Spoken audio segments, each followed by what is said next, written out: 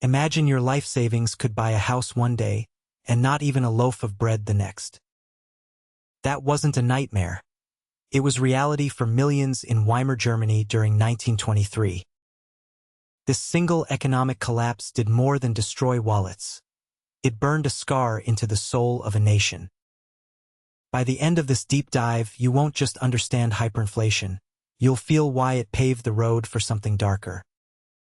But first, let's rewind to the actual moment the financial bomb was primed. The Treaty of Versailles. In 1919, a defeated Germany wasn't asked to negotiate. It was forced to accept total blame for the war. This war guilt clause, Article 231, wasn't just a statement. It was a legal hook for massive financial punishment. The Allies presented a reparations bill so enormous, it felt like a mathematical joke. £6.6 billion. To put that in perspective, that sum was roughly 3 times the entire value of the German economy at the time. Germany's industrial heartlands, like the Ruhr Valley, were occupied or stripped, making it impossible to generate real wealth. Here's the first dopamine spike. Germany didn't primarily try to fix the economy. They just started printing more paper money. Think of the economy as a pizza. Printing money doesn't create more pizza slices, it just makes the existing slices thinner. By 1923, the government had over 300 paper mills churning out pulp and nearly 2,000 printing presses working 24 hours a day. Currency became a joke faster than you can blink. In January 1923, a US dollar cost 17,000 marks. By August, a single dollar cost 4.6 million marks. The speed of decay was breathtaking. But the real horror show began in the autumn. By November 1923, $1 traded for 4.2 trillion marks. For 0.2 trillion, the number had 12 zeros. It ceased to be money and became abstract mathematics. Here is your second dopamine spike. A bizarre, almost comical truth emerges from the chaos. Burglars stopped stealing wallets full of cash. They would dump the money and just steal the wallet itself. The physical material of the leather was more valuable for bartering than the billions of marks stuffed inside. Workers were paid twice a day, and they would rush their wheelbarrows of cash to the shops during lunch. If you waited until the end of the day, your morning wage wouldn't even cover the tram fare home. The visual is iconic. People wallpapering their rooms with banknotes because it was cheaper than buying actual wallpaper. Children built towers out of bricks of cash, playing with fortunes as if they were Lego blocks. They burned bundles of money in the stove to keep warm, finding more heat in the flame than in its purchasing power. This wasn't just poverty. It was the surreal inversion of reality, where value had fled the currency completely. The psychological impact was a dopamine spike of the worst kind. A nation's trust in society imploded. The backbone of Germany, the thrifty middle class, was wiped out overnight. A lifetime of savings, stored in bank accounts and war bonds meant for retirement, dissolved into nothing. A pensioner who had saved 100,000 marks for retirement could not buy a single cup of coffee with it. People who had played by the rules their entire lives felt betrayed by their own government. This destroyed faith in democracy, in the Weimar Republic itself, creating a vacuum of hope. While millions starved, a new class of crisis profiteers emerged, playing a different game entirely. These speculators, like the infamous Hugo Stinnes, borrowed billions of marks from banks. They immediately used this borrowed cash to buy real, tangible assets: factories, coal mines, land. A few weeks later, when hyperinflation skyrocketed, they paid back the loans with currency worth less than toilet paper.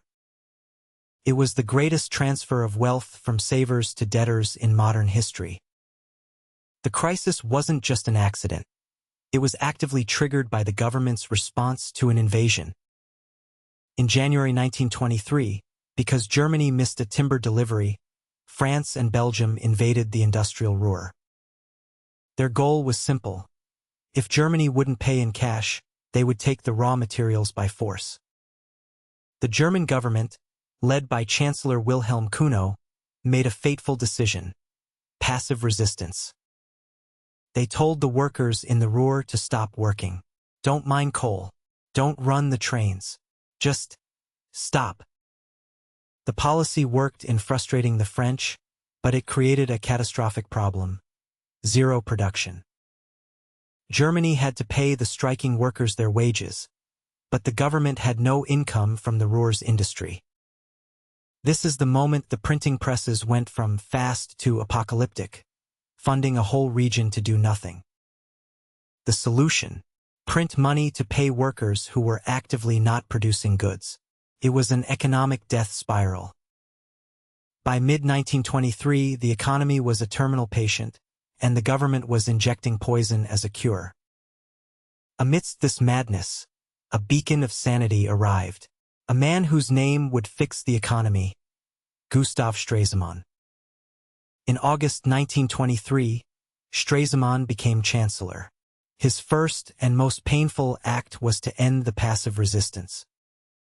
It felt like a betrayal to the patriots, a surrender to the French bullies, but it was a tourniquet on a gushing wound. You can't fix a currency if you're paying 2 million people to not work. The bleeding had to stop first. But the real magic trick, the true payoff, was killing the old currency and birthing a new one. In November 1923, the government introduced the Rentenmark.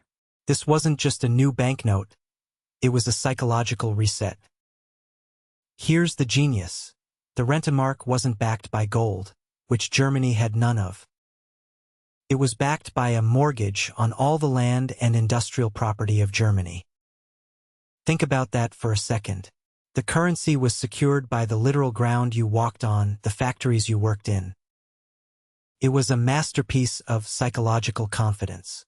It felt real because it was tied to something tangible you could see. The supply was strictly limited. 1 Rentenmark equaled 1 trillion old marks. The zeros were simply slashed away. To make it stick, the government stopped printing money for its own spending. The taps were turned off. They fired 300,000 government bureaucrats, slashing the bloated state payroll that was draining the nation.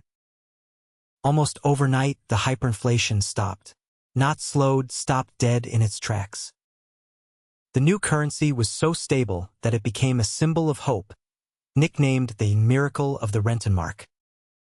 But here is the devastating, final payoff. The economic damage was fixed, but the psychological damage was permanent. The middle class never recovered their lost savings. Their faith in democracy was replaced with a bitter, cynical fear. They became susceptible to the whispers of extremists who promised a return to order and a scapegoat for their pain. Adolf Hitler attempted a failed coup, the Munich Beer Hall Putsch, in the chaos of November 1923. He was jailed, and dismissed as a clown. But he had noticed something crucial. He noticed that the people were traumatized, and a traumatized brain is a brain that craves simple, brutal answers. The hyperinflation didn't just destroy the currency. It burned away the firewall of moderate, sensible politics. When the Great Depression hit in 1929, the trauma of 1923 was still fresh. The fear of another wipeout was visceral. People voted for the Nazis not necessarily out of pure ideology, but out of a desperate terror of economic chaos. Hitler understood that stability is the ultimate drug for a people who have experienced total disorder. The Weimar Republic was a laboratory experiment in how economic trauma can mutate into political evil. So, save this memory before your exam. Hyperinflation wasn't about money. It was about trust. And when trust evaporates, democracy doesn't just stumble. It falls into a coma, waiting for a dictator to wake it. Save this before your exam.